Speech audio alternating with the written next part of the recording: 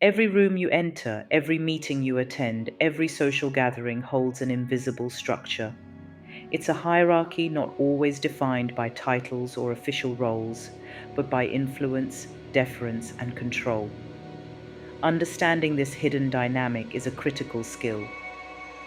It allows you to navigate complex situations, communicate effectively, and position yourself for success. This isn't about manipulation, it's about perception and strategic interaction.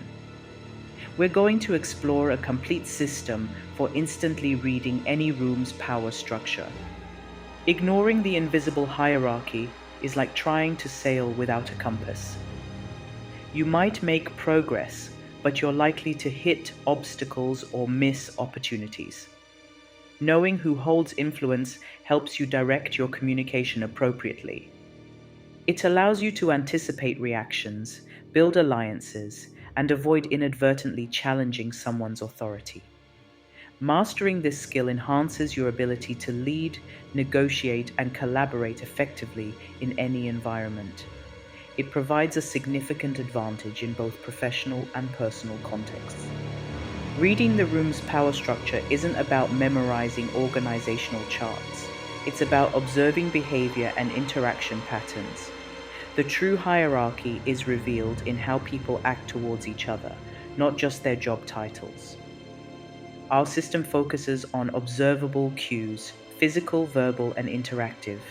It requires active presence and keen attention to detail. The goal is to synthesize these observations into a clear picture of who holds sway and how influence flows. Start by noticing physical positioning. Who occupies the central seat at a table? Who is positioned at the head? These are often initial indicators of perceived authority or control over the space. Observe body language. Who maintains open postures? Who leans in when others speak? And who leans back? Confident, relaxed postures often correlate with higher status or comfort in the environment. Pay attention to eye contact patterns. Who do people look at when they speak? Who do they look to for approval or reaction after speaking? The person who receives the most eye contact, especially from multiple individuals, often holds significant influence. Notice personal space and proximity. Who approaches whom? Who maintains distance? Those higher in the hierarchy often command more personal space and control who enters their immediate vicinity. Next, listen intently to the verbal landscape. Who speaks first when a new topic is introduced? Who speaks most frequently or for the longest duration without being interrupted?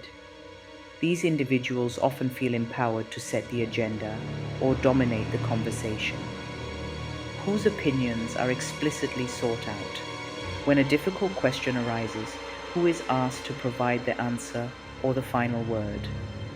This indicates who is perceived as the expert or decision maker. Observe interruption dynamics. Who interrupts whom?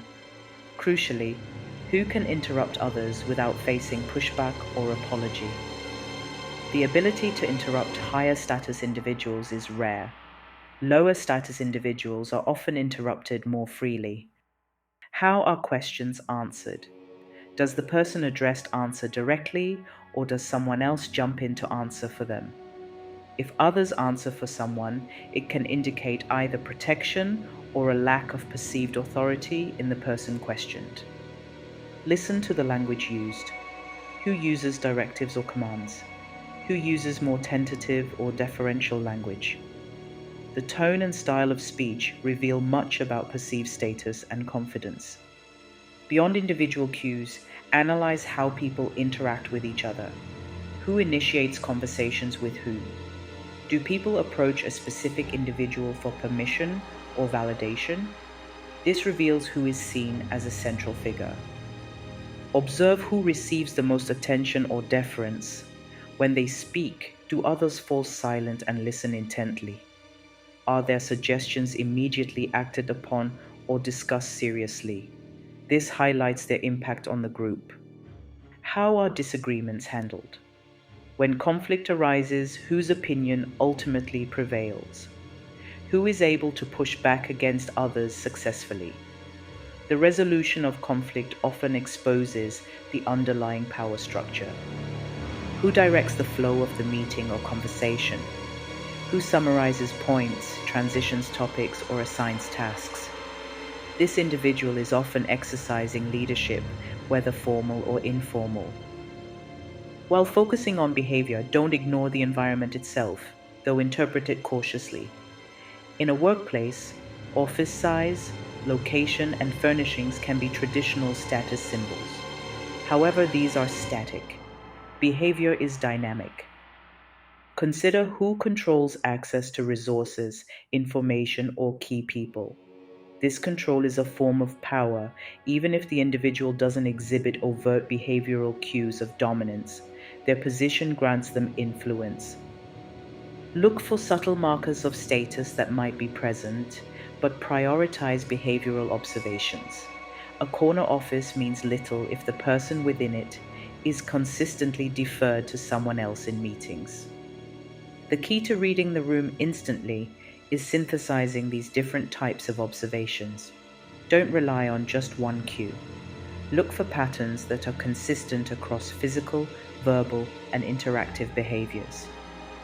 Does the person at the head of the table also speak first, receive the most eye contact, and have their suggestions followed? This consistency confirms their position of influence. Does someone quiet exhibit subtle cues of deference from others, like people turning to them before making a decision? This suggests hidden power. Look for contradictions. Someone might have a high title, but be consistently interrupted or ignored. This indicates their formal power doesn't translate to actual influence in this specific context. The true hierarchy is the one being enacted, not just the one on paper. Avoid judging solely based on titles or reputations. The dynamic in a specific room at a specific time might differ significantly from the official structure. Observe the current interactions. Don't assume the hierarchy is static. It can shift depending on the topic, the specific individuals present, or even the time of day. Stay observant throughout the interaction. Be mindful of cultural differences. Deference, directness, and communication styles vary across cultures and even within different organizational subcultures. What looks like dominance in one context might be normal communication in another. Calibrate your observations. Reading the invisible hierarchy is a skill that improves with practice. Consciously apply this system in different settings: meetings, social events, family gatherings. The more you observe, the better you become at recognizing patterns quickly.